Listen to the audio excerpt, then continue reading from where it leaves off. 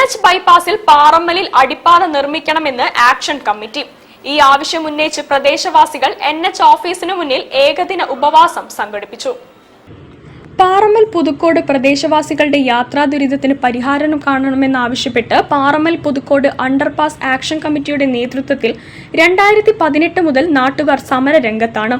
പ്രധാനമന്ത്രി, കേന്ദ്ര ഉപരിതല ഗതാഗത വകുപ്പ് മന്ത്രി, MP മാർ, കേരള മുഖ്യമന്ത്രി, പൊതുമരാമത്ത് വകുപ്പ് മന്ത്രി, ബന്ധപ്പെട്ട MLA മാർ, വകുപ്പുതല ഉദ്യോഗസ്ഥന്മാർ മുതലായവരുടെ ശ്രദ്ധയിൽ ന്യായമായ ആവശ്യങ്ങൾ ഉന്നയിച്ചിട്ടും ധാരാളം നിവേദനങ്ങൾ നൽകിയിട്ടും നിരന്തര സമര പരിപാടികൾ നടത്തിയിട്ടും അധികൃതരുടെ ഭാഗത്തു നിന്നും രൂക്ഷമായ ഗതാഗത പ്രശ്നത്തിന് ഇതേവരെ ശാശ്വത പരിഹാരം ഉണ്ടായിട്ടില്ല.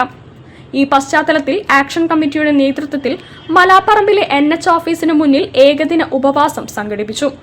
വാഴയൂർ ഗ്രാമപഞ്ചായത്ത് പ്രസിഡന്റ് TP വാസുദേവൻ സമരഭടന്മാരെ ഷോൾ അണിയിച്ച് ഉപവാസം ഉദ്ഘാടനം ചെയ്തു.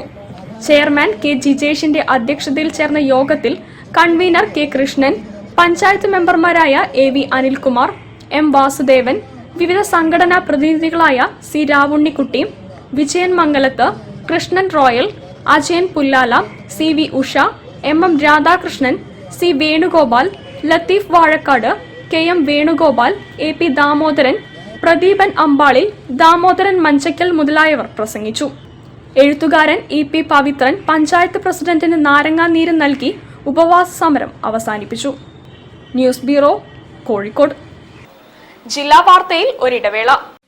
ക്യാൻസറിനെതിരെ പൊരുതാനായി കാലിക്കറ്റ് സിറ്റി സർവീസ് സഹകരണ ബാങ്കും MVR ക്യാൻസർ സെന്ററും സംയുക്തമായി അവതരിപ്പിക്കുന്ന ക്യാൻസർ ചികിത്സാ സഹായ പദ്ധതിയാണ് മാസ് കെയർ.